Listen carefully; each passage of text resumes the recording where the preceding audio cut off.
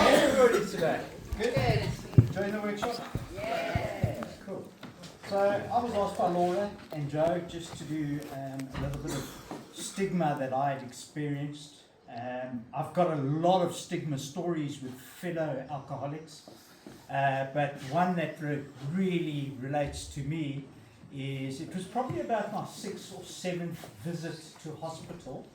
Now this was in 2023, okay, and round about there, first of all, I didn't want to be in hospital.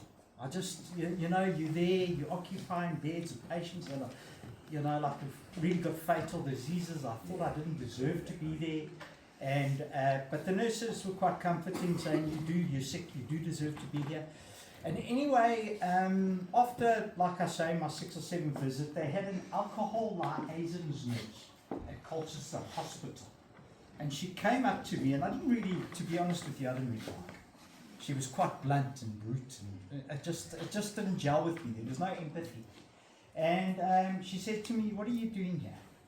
So I said, "I don't know. The paramedics brought me in. I fight them all the time, but they always convince me because withdrawal is dangerous. And they don't want to take that chance." And she said to me, "You're using this place like an Airbnb." And I just looked at her and I said, "Where's the swimming pool?" Like I chose to become an alcoholic. Like I chose to go to hospital. I didn't, because I spent most of my time arguing, God bless them, the paramedics, why I shouldn't go to hospital. So I would have been there a lot more times. And anyway, in 2024, some of you might know I had 10 hospital visits in 10 months. And out of about 4 or 5 of those, I left the hospital, discharged myself because I didn't want to see her, because everyone said the alcohol as a nurse has to see you. And then purposefully I'd get drunk in hospital.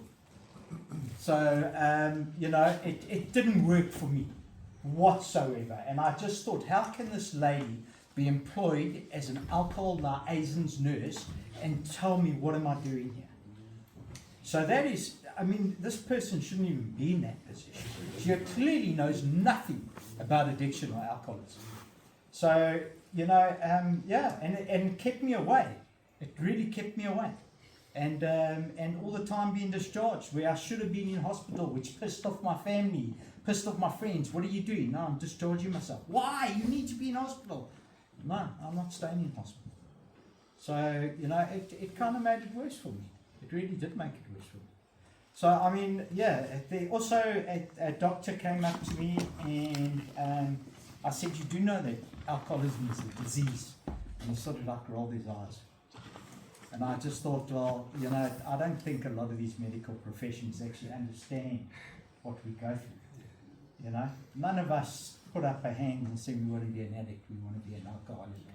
None of us as little kids running around wanted to be where we got to. You know, so stigma is very important, wording that gets used. You know, I don't like to use the word crack addicts. You know, this is someone in substance abuse. They have a disease, and it's a killer.